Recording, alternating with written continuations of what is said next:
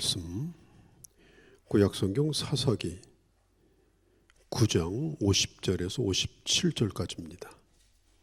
사사기 9장 50절에서 57절까지 제가 읽겠습니다.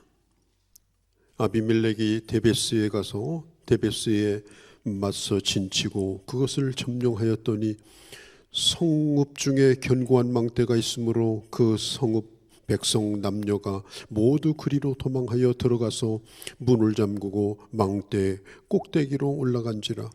아비멜렉이 망대 앞에 이르러 공격하며 망대의 문에 가까이 나가서 그것을 불사르려 하더니 한 여인이 맷돌 윗짝을 아비멜렉의 머리 위에 내려 던져 그의 두개골을 깨트리니 아비멜렉이 자기의 무기를 든 청년을 급히 불러 그에게 이르되 너는 칼을 빼어 나를 죽이라. 사람들이 나를 가리켜 이르기를 여자가 그를 죽였다 할까 하노라 하니 그 청년이 그를 찌르매 그가 죽은지라. 이스라엘 사람들이 아비멜렉이 죽은 것을 보고 각각 자기 처소로 떠났더라. 아비멜렉이 그의 형제 70명을 죽여 자기 아버지에게 행한 악행을 하나님이 이같이 갚으셨고 또 세겜 사람들의 모든 악행을 하나님이 그들의 머리에 갚으셨으니 여룻바알의 아들 요담의 저주가 그들에게 응하였느니라. 아멘.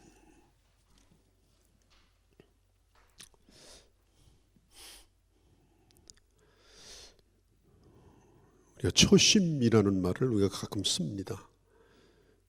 이 말은 주로 어떤 도를 닦기 위해서 어떤 수행을 이제 하기 위해서 수행자가 처음에 결심을 하고 그 일을 시작했을 때 그것을 잃어버리지 말고 일관되게 그걸 유지하라. 그런 면에서 이제 초심이라 이런 말을 쓰는데 요즘에는 이제 일반적으로 많이 이 말을 쓰게 됩니다. 누군가가 변하는 것을 보면서 그렇게 말하죠. 초심을 잃어버리지 말라. 초심을 지켜라. 초심을 잃지 않도록 해라. 오늘 여러분들하고 같이 나눌 말씀은 사실은 사사기 8장과 9장에 있는 말씀 전체를 보려고 합니다. 우리가 지난번에 몇 번에 걸쳐서 기드온이 하나님의 부름을 받고 얼마나 놀랍게 하나님의 능력으로 승리했는가. 말이 안 되는 싸움 가운데도 하나님이 함께 하셔서 기드온을 도우셔서 이기게 했는가. 우리가 그런 말씀들을 나눴습니다.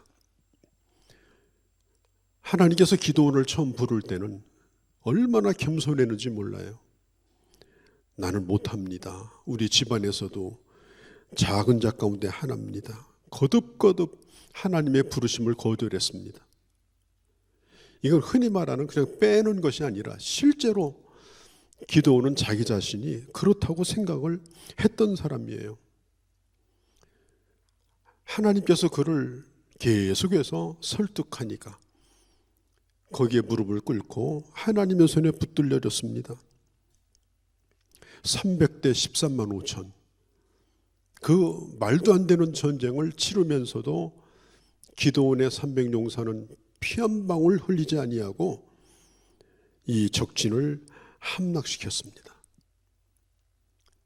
놀라운 일입니다. 이것은 기드온이 싸운 것이 아니라 하나님이 싸운 것이고 이것은 하나님의 싸움이었습니다. 8장에 보면은 이제 도주하는 그 미디안 사람들을 기드온이 추격을 합니다. 추격을 하다가 먹지 못해가지고 이 300명의 용사가 너무나 배가 고픈 거예요. 군량비가 떨어졌습니다.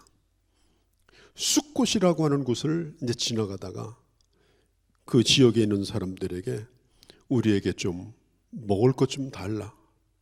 군량비 좀 제공해달라. 그러니까 이 숫곳 사람들이 그 전쟁에 끼고 싶지 않아가지고 단호하게 거절을 합니다. 왜냐하면 숫자도 얼마 안 되죠. 괜히 기드온 편들었다가 나중에 봉변을 당할지 모른다고 생각했기 때문에 거절을 했어요. 성경에 보면은 이때 기드온이 한 얘기가 있습니다. 나를 따르는 군인들이 지쳤으니 빵덩어리를 달라. 나는 미디안 두 왕 세바와 살문나를 추격하고 있다. 그때 거부를 당하니까 기드온이 말합니다. 좋다. 주님께서 세바와 살문나를 내 손에 넘겨서 주신 뒤에 찔레와 가시로 내가 당신들을 찌르겠다. 그리고 나중에 이제 분우엘이라고 하는 곳에 가서도 똑같은 요청을 했는데 그곳 주민들도 기드온 도피를 거절했어요. 이걸 보면 그때 당시 주민들이 이 작은 숫자로 군인들이 어마어마한 군대를 이기고 있음에도 불구하고 이 사실을 인정하지 않았고 기드온을 별거 아닌 사람으로 여겼다는 걸 알 수가 있어요. 그때 똑같은 말을 해요. 만일 내가 이기고 돌아오면 당신들의 망대를 다 헐어버리겠다. 그때 기드온이 강조하는 얘기가 뭐냐? 나라는 말을 강조하기 시작합니다. 여러분, 사람은 참 이상해요. 처음에는 엄청나게 겸손하다가 오직 주님이라고 하다가 오직 십자가를 말하다가 어느 정도 성공을 거두기 시작하면, 성공이 눈앞에 보이기 시작하면 그때부터 거기에 나를 끼워 넣기 시작합니다. 처음에는 조금씩 끼워 넣어요. 그렇게 하다가 어느 순간에 자기가 주인공이 돼버립니다. 전쟁에 이기고 돌아옵니다. 그래서 숫곳에 이르러 가지고 그 숫곳에 있는 지도자들 70명을 잡아가지고 포로로 잡아가지고 아주 잔인하게 응징을 합니다. 그리고 또 거절했던 분우엘 사람들도 망대를 헐어버리고 그 성읍에 있는 사람들을 무참하게 죽여버립니다. 사람이 순간적으로 이렇게 변하는 거예요. 승리한 지 얼마 되지도 않았습니다. 그리고 그들은 약한 사람들이기 때문에 누구를 편드는 것에 대해서 두려워했습니다. 가만히 그냥 있는 겁니다. 그럼에도 불구하고 자기 편을 들지 않았다라고 이 두 성읍을 완전히 그냥 폐허화시켜버리고 만 것입니다. 이것을 보면은 이 기드온이 초심을 점점 이루어가고 있다는 걸 알 수가 있습니다. 이 전쟁이 끝난 후에 미디안의 7년 동안의 압제로부터 해방이 됩니다. 백성들이 큰 환호를 합니다. 기드온에게 뭐라고 얘기를 하는가 하면 8장 22절에 보면 우리의 왕이 되어달라. 우리의 왕이 되어서 당신과 당신의 아들까지 우리를 다스려달라. 왜냐하면 이때까지만 해도 사사기 시대 이스라엘은 국가의 형태를 지니지 않았어요. 왕도 없었고 군대도 없었고 그 다음에 행정부도 없었습니다. 그냥 사사가 나타나서 왕 노릇도 하고 재판장 노릇도 하고 또 편안할 때는 사사가 또 없어요. 이제 그런 시대였기 때문에 백성들은 항상 불안한 거예요. 우리도 왕이 있었으면 좋겠다. 기드온이 왕이 됐으면 좋겠고 또 그 아들들도 왕위를 물려받았으면 좋겠다. 이 말 속에는 이제 하나님의 간섭을 우리는 받고 싶지 않다.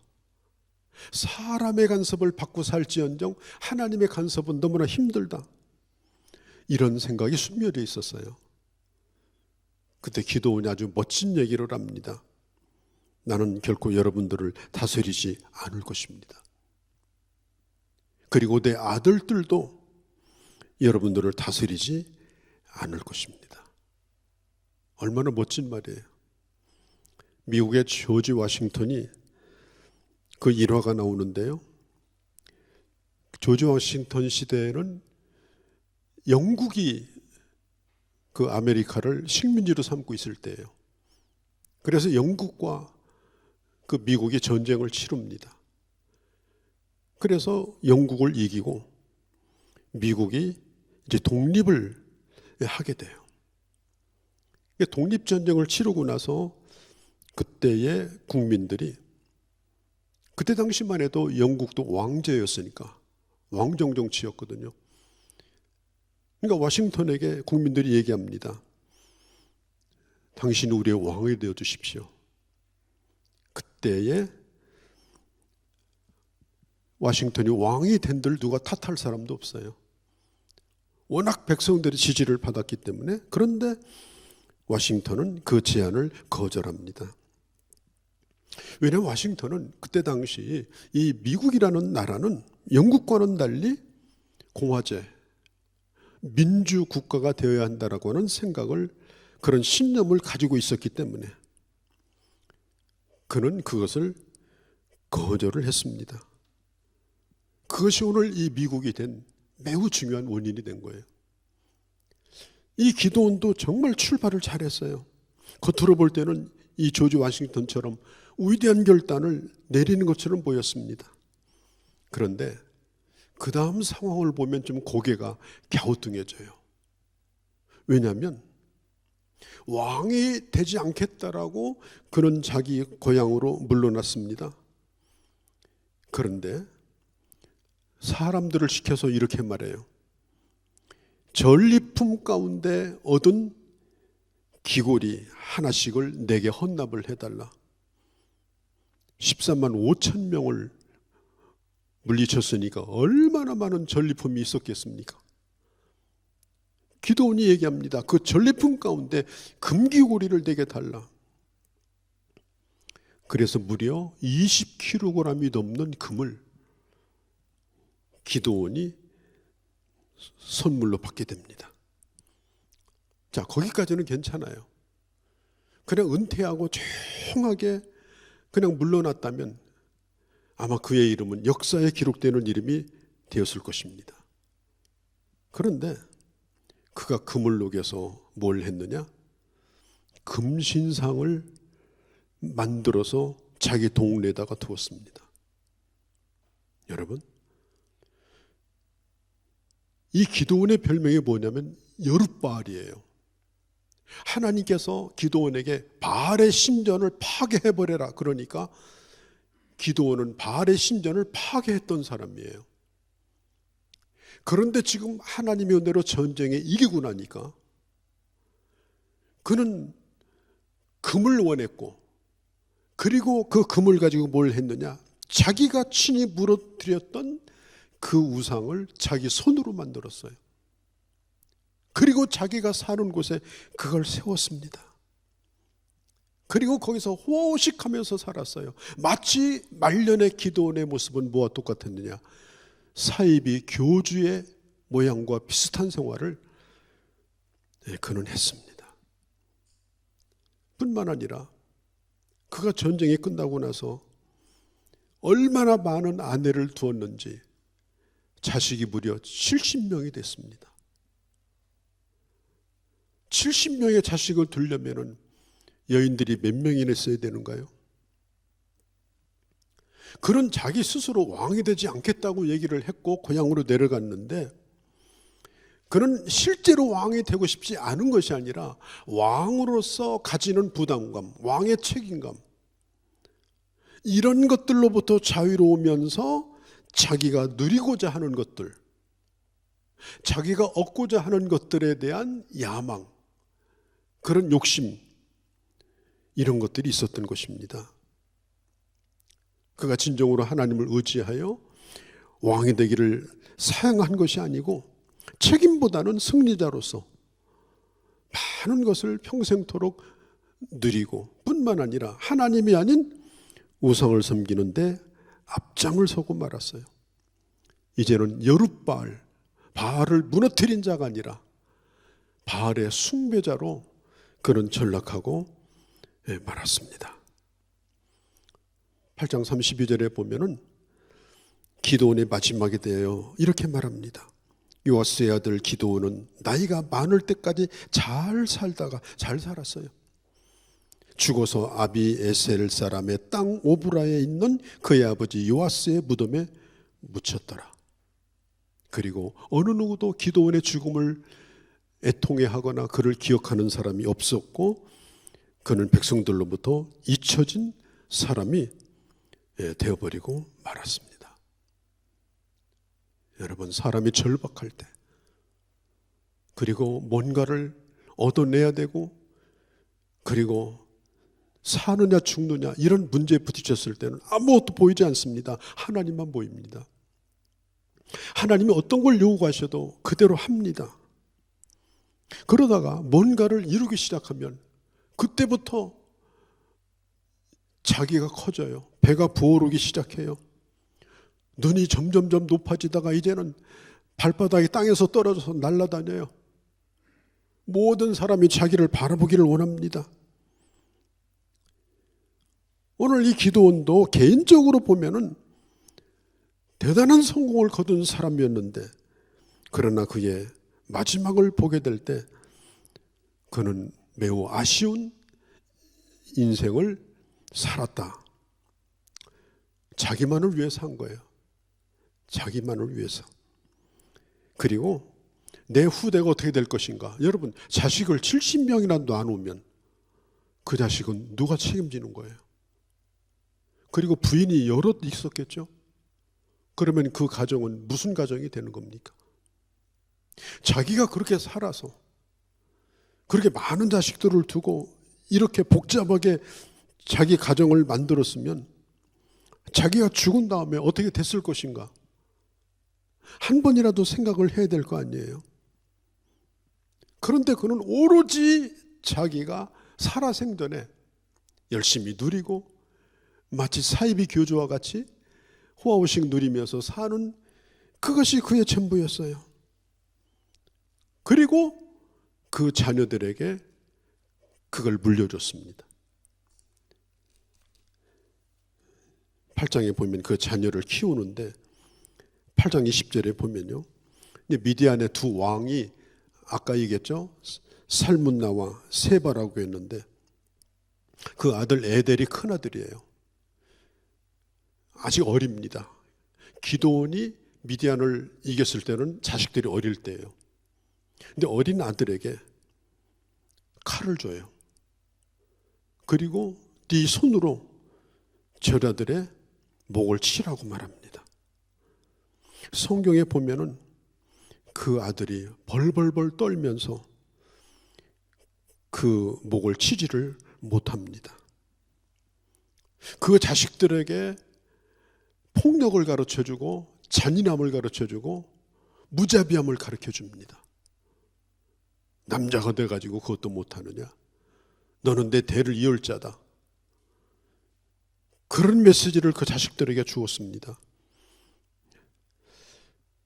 그렇게 하다가 이제 9장으로 넘어가면은 기드온이 세겜 여인과 사이에서 나온 아비멜렉의 얘기가 나와요. 아비멜렉은 세겜 여인의 아들입니다. 그런데 이 아비멜렉이라고 하는 이 말은, 아비라고 하는 건 나의 아버지, 멜렉이라는 말은 왕이에요. 그러니까 이 이름의 뜻은 뭐냐면 나의 아버지는 왕이다, 이런 뜻이에요. 이게 이름이 참 희한해요. 아비멜렉은 누군가가 자기 이름을 부를 때마다 어떤 생각이 드는가 하면 분명히 자기 아버지가 왕이 아니에요. 그런데도 나는 왕이다. 우리 아버지가 왕이고 나도 왕이다. 내가 누군 줄 아느냐? 나는 기드온의 아들이다. 나는 아비멜렉이다. 부를 때마다 아비멜렉은 자기 속에 자기가 왕이라고 하는 의식을 갖게 된 겁니다. 아버지와 같은 사고방식, 아버지와 같은 가치관, 아버지와 같은 부귀와 영화를 누리고 싶은 그런 생각이 있었어요. 왕은 아니라 할지라도 왕과 같이 살고 싶은 거예요. 아버지가 죽었습니다. 기드온이 죽고 나서 그 자식들이 70명이 남았는데, 여러분, 참으로 비극적인 일입니다. 이 아비멜렉이 자기 어머니의 고향인 세겜에 가가지고 뭐라고 얘기하느냐? 우리가 남입니까? 나를 좀 도와주십시오. 내게 자금이 필요합니다. 그래가지고 돈을 모으기 시작합니다. 그 다음에 뭘 했느냐? 사람을 사기 시작합니다. 사병을 만드는 거예요. 그래서 싸움을 잘 하는 사람을 돈으로 사가지고 자기 군대를 만들어요. 그들은 불량배입니다. 그들은 잔인한 사람들입니다. 그래가지고 그걸 가지고 어떻게 했느냐? 자기 아버지 집에 쳐들어가 가지고 그 집에 사는 자기 형제들을 70명을 죽여요. 정말 성경에 끔찍한 일 가운데 하나가 바로 이 장면입니다. 학살을 했어요. 요담이라고 하는 갓난 아이 하나 말고는 그것도 실수로 안 죽인 거예요. 나머지는 싹 다 죽여버립니다. 그리고 아비멜렉이 세겜이라고 하는 곳에 가서 자기가 왕이 돼요. 3년 동안 왕 노릇을 합니다. 이 3년 동안 짧은 시간을 왕 노릇하는데 세겜 사람들이 아비멜렉에 대해서 큰 실망을 느껴요. 기드온의 아들이라고 그래서 좋게 생각했는데, 우리가 남이가 그래서 남이 아닌 줄 알았는데, 요즘 뭐 정치판에서 잘 쓰는 얘기가 그거 아닙니까? 전라도는 어떻고, 충청도는 어떻고, 뭐 경상도는 어떻고, 거기에 쏘가가지고 세겜 사람들이 아비멜렉을 그렇게 만든 거예요. 그런데 알고 보니까 아비멜렉은 그런 사람이 아니었어요. 실망을 했어요. 이 아비멜렉을 이제는 거절을 했습니다. 그리고 세겜 출신, 오리지널 세겜 출신인 가알이라고 하는 사람을 지도자로 세우려고 했습니다. 그때 아비멜렉이 이과 가알이 싸움이 생겨요. 아비멜렉이 세겜성을 완전히 다 점령을 해버립니다. 가알을 죽여버리고 자기를 도왔던 세겜성을 완전히 다 없애버리고 거기다가 소금을 다 뿌려버려요. 여러분, 소금 뿌린다는 거 아시죠? 싹도 나지 않도록. 저주의 의미입니다. 그래가지고 계속해서 이 세겜 사람들을 다 이렇게 죽이게 되어집니다.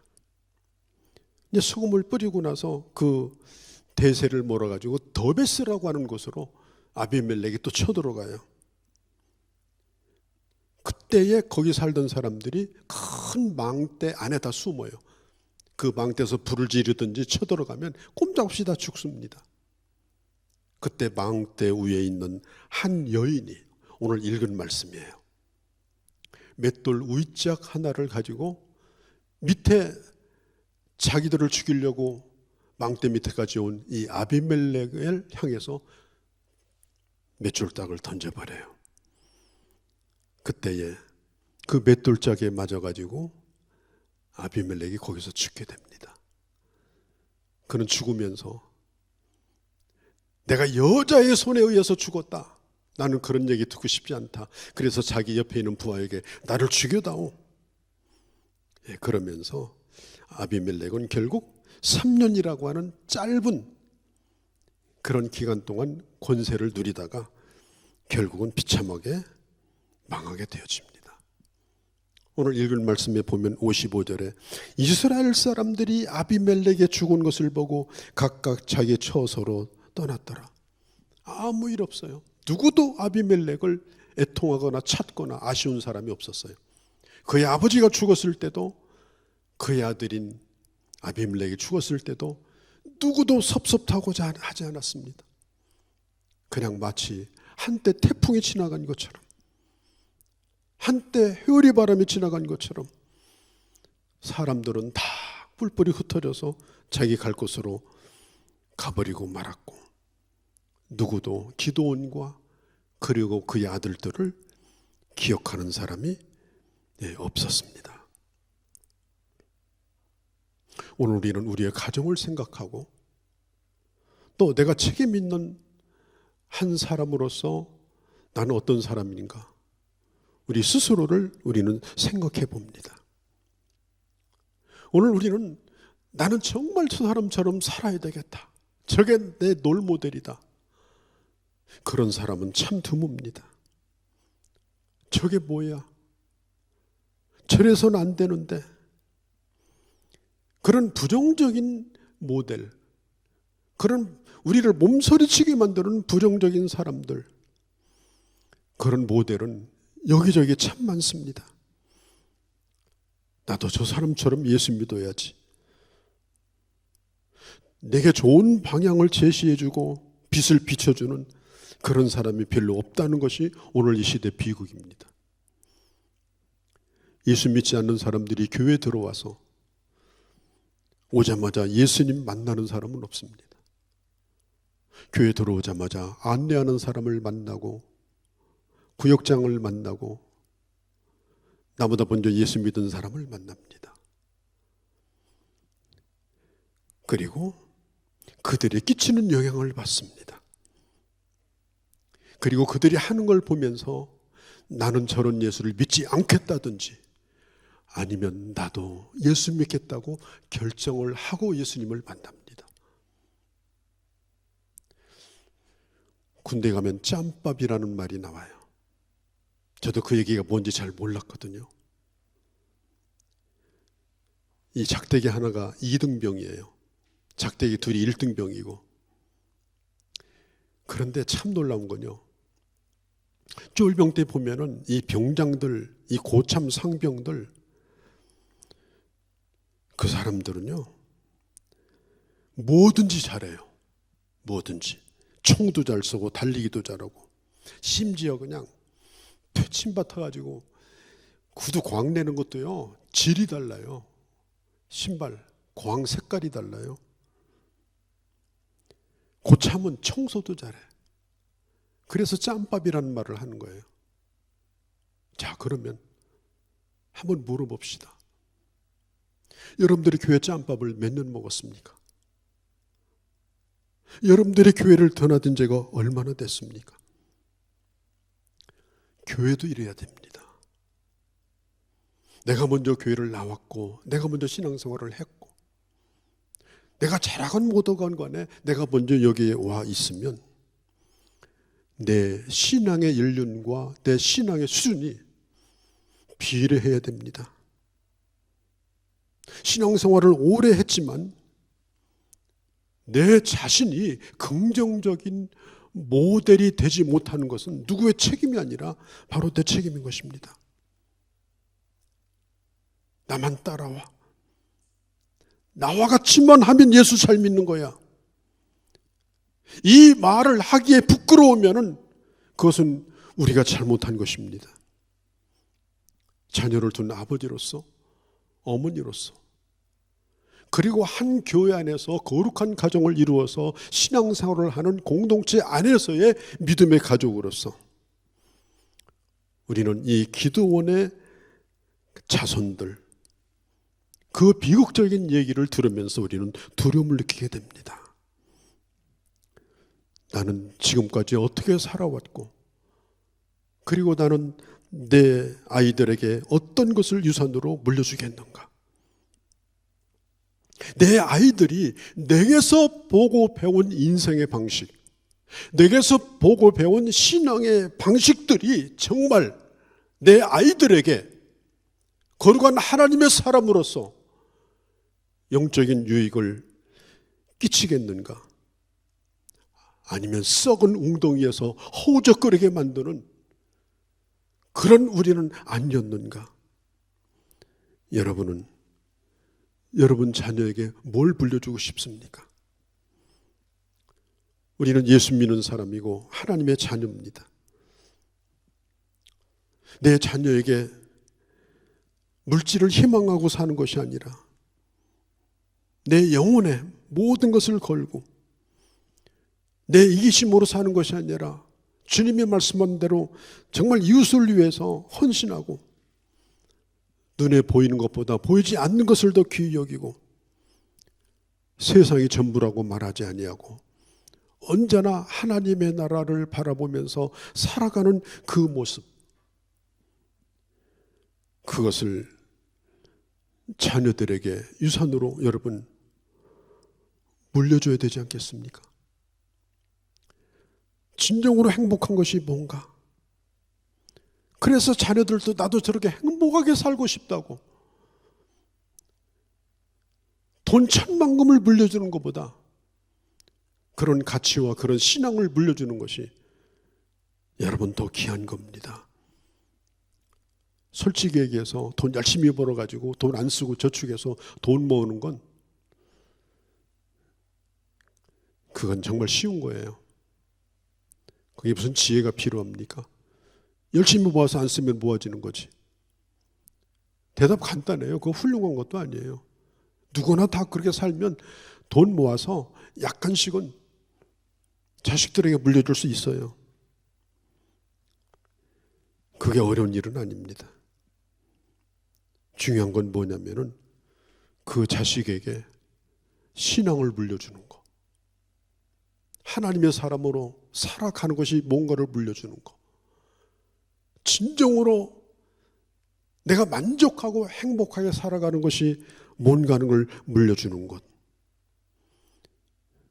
영원한 하나님의 나라를 바라보며 사는, 그리고 이 세상에서 살면서 그 어느 것에도 매이지 않냐고 자유로운 삶을 사는 것, 그것을 물려주는 것이 우리 자녀에게 줄 수 있는 가장 여러분 소중한 것입니다. 그래서 그 자녀가 하나님을 인격적으로 만나고, 그리고 그 하나님과 함께 그런 인생을 살고 싶은 갈망이 들 수 있도록 이제부터라도, 우리 끝나지 않았으니까 이제부터라도, 이제까지 모본을 못 보였으면 말부터라도 자녀에게 해주시면 됩니다. 다시 시작해야 되는 것입니다. 여러분, 믿음은 배워서 되는 것이 아닙니다. 보고 깨달아야 됩니다. 그래서 자기 스스로 주님을 만나도록 해줘야 되는 것입니다. 우리가 할 수 있는 일은 그것입니다.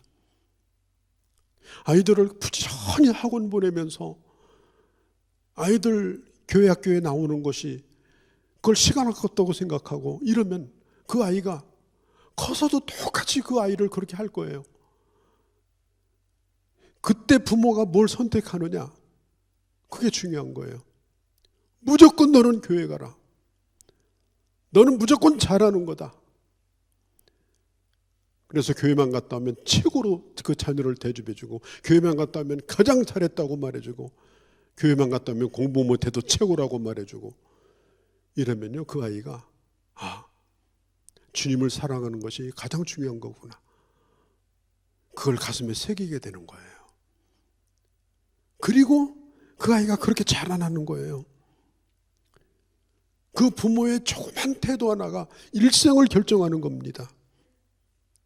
그 기도원이 승리한 다음에 그렇게 자식들을 만나놓고, 그리고 버렸던 우상을 다시 차리고, 그리고 호화호시 하다가 죽었던 그 기도원의 나머지 자식도 다 죽고, 자식 하나도 그렇게 비참하게 마지막 종말을 구하는 것을 보게 되어집니다. 과연 나는 무엇을 물려주겠는가? 내가 물려줄 것은 솔직히 돈밖에 없다. 내가 사놓은 주식밖에 없다. 차라리 그거 물려주는 거 포기하시기 바랍니다. 왜냐? 그걸 가지고 자식이 결코 행복하지 않습니다. 결코 행복하지 않습니다. 아버지가 내게 뭘 줘서 기억하는 것이 아닙니다. 아버지라고 하는 사람을 저는 기억합니다. 그가 물려준 것 때문에 아니에요. 그건 포기해도 좋은 거예요. 그건 아무것도 아닌 거예요. 그 자녀에게 그 아버지가 어떤 사람으로 기억되는가? 나는 그래서 우리 아버지 묘비석을 쓸 때 제가 직접 썼습니다. 아버지, 당신을 잃어버리지 않겠습니다. 지금 그렇게 써 있어요. 당신을 잃어버리지 않겠습니다. 물려줬습니까? 아닙니다. 그 아버지이기 때문에 기억을 하는 겁니다. 여러분 착각하지 마세요. 내가 자식에게 뭘 물려줘가지고 부모 노릇을 한다. 아무것도 아닙니다.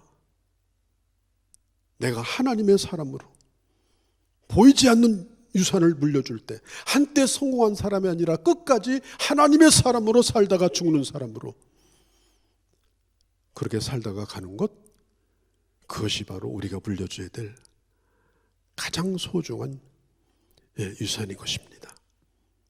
아름다운 유산을 아무쪼록 물려주고 여러분들의 이름이 자녀의 가슴 속에 그리고 이 땅 가운데 아름다운 이름으로 남을 수 있는 그런 하나님의 사람들이 되어주시기를 바랍니다.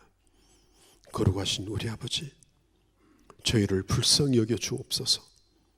저희들로 하여금 영원한 하나님의 나라에 더욱더 눈을 뜨게 하시고, 그리고 내게 어떤 것이 가치 있는 것인지 바로 깨닫게 하시고, 그리고 내 자녀에게 내 삶 자체가 유산이 되어지고 내가 가르쳤던 신앙이 유산이 되어져서 그 자녀들을 끝까지 복되게 대대손손 만드는 영원한 유산을 남기는 그런 저희가 되기를 원합니다. 연약합니다. 부족합니다. 그러나 남은 삶 그렇게 잘 살도록 저희들 가는 길을 인도하시고 주의 손으로 붙들어 주시옵소서. 우리 주 예수님의 이름으로 기도하옵나이다. 아멘. 예수 그리스도의 은혜와 하나님 아버지의 극진하신 사랑하심과 성령의 교통하심이 오늘 예배 가운데 함께한 모든 주의 자녀들 머리머리 위에와 저들의 가는 길과 저들의 가정과 저들이 함께하는 모든 자들과 그리고 사랑하는 우리 교회와 이 땅에 있는 교회들과 대한민국과 열방들 가운데 이제로 영원히 함께 계실지어다. 아멘.